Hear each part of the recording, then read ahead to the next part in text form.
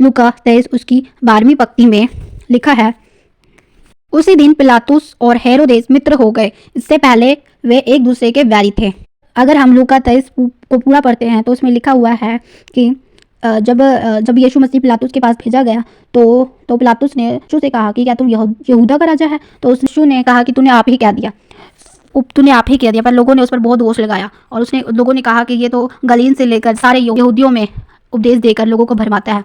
तो जब उसे पता चला कि यीशु गलील से है तो उसने यीशु को हेरोदेस के पास भेज दिया। हेरोदेस पहले से ही यीशु से मिलना चाहता था और क्योंकि उसने उनके बारे में बहुत सारी बातें सुनी थी और उसने सुना था कि उसने बहुत बड़े बड़े काम किए हैं।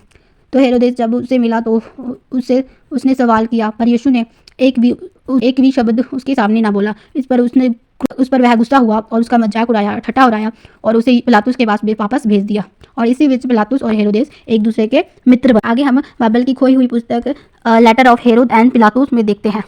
यह पुस्तक यीशु मसीह के जी उठने के पहले की पुस्तक है।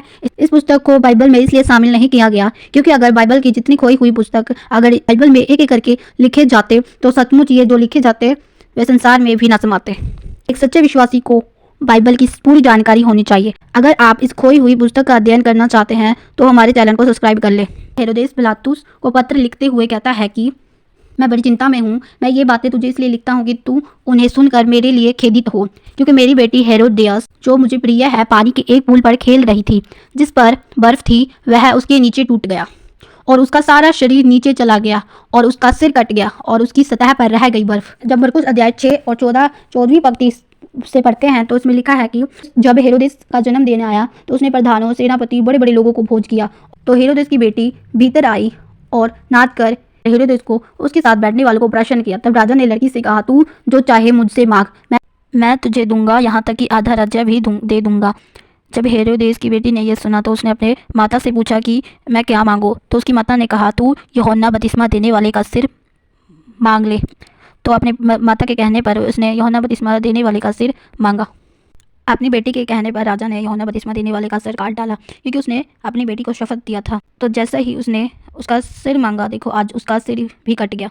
तो आगे पढ़ते हैं। देख उसकी माता गोद में अपना सिर घुटने पर रखे हुए हैं और मेरे सारे घराने में बड़ा दुख है और क्योंकि मैंने उस मनुष्य के यीशु के विषय में सुनकर तेरे पास आने की इच्छा की कि उसे अकेला देखूं और उसका वचन सुनूं, चाहे वह मनुष्य के संतान के समान हो। और यह निश्चय है कि बहुत से बुरे कामों के कारण जो मेरे द्वारा यूहन्ना बपतिस्मा देने वाले के साथ किए गए थे, क्योंकि मैंने मसीह का उपहास किया, देखो मुझे धार्मिकता का फल मिलता है। अब देखो हेरोदेस अपने बुरे कामों के कारण कैसे बचता रहा है।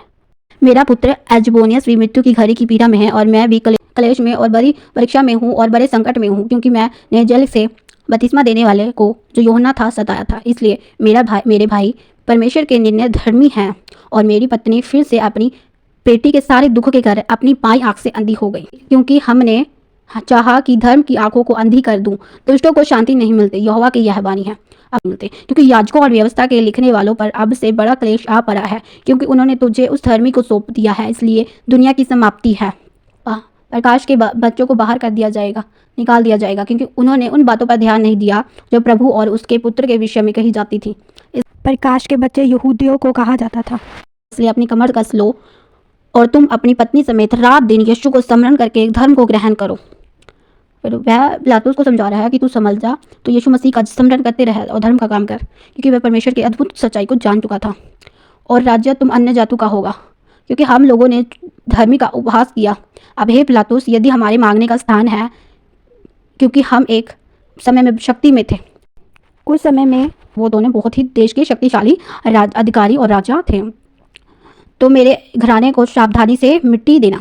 यह उचित है कि हम तेरे द्वारा गाने जाए, ना कि उन याजकों के द्वारा जिन्हें थोड़े समय के बाद, जैसे कि पवित्र शास्त्र कहता है कि यीशु मसीह के आने पर प्रतिशोध समाप्त हो जाएगा। तो हेरोदेस कहता है, पिलातुस को कहता है कि तू मुझे और मेरे घराने को गाड़ देना।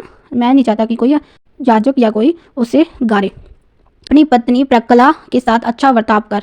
मैं तुझे अपनी बेटी की पालियां और अपनी अंगूठी भेजता हूँ कि वह तुझे मेरी मृत्यु की यादगारी ठहरे। मेरे शरीर से पहले से ही कीड़े लगने शुरू हो गए हैं। और देखो कैसे उसके शरीर से कीड़े भी लगने शुरू हो गए, क्योंकि उसने बुरा काम किया, उसने परमेश्वर का मजाक उड़ाया। आज उसका शरीर का मजाक बन गया कीड़े लगने से। और देखो मैं अलौकिक न्याय पा रहा हूँ मैं आने वाले न्याय से डरता हूँ, क्योंकि दोनों में हम जीवित परमेश्वर के कामों के सामने खड़े रहते हैं। परंतु यह न्याय जो लौकिक है कुछ समय के लिए है, और जो आने वाला है वह सदा का न्याय। वह उसे पता चल गया था कि जब मैंने बुरा काम किया तो परमेश्वर मुझे जरूर नरक में ही रखेगा, और मैंने ये तो दुख मेरे लिए थोड़ा ही है। और जब जो नरक में उसे दुख होने वाला था वो उसे एहसास होने लग गया था। और इस प्रकार हेरोदेस पिलातुस को पत्र लिखना समाप्त कर देता है, और हेरोदेस राजा के पूरे शरीर में कीड़े लगने से मृत्यु हो गई। आगे पिलातुस ने जब यह पत्र पढ़ा, और पिलातुस ने हेरोदेस को पत्र में क्या लिखा और पिलातुस की मृत्यु कैसे हुई, ये जानने के लिए पार्ट 2 जरूर देखें।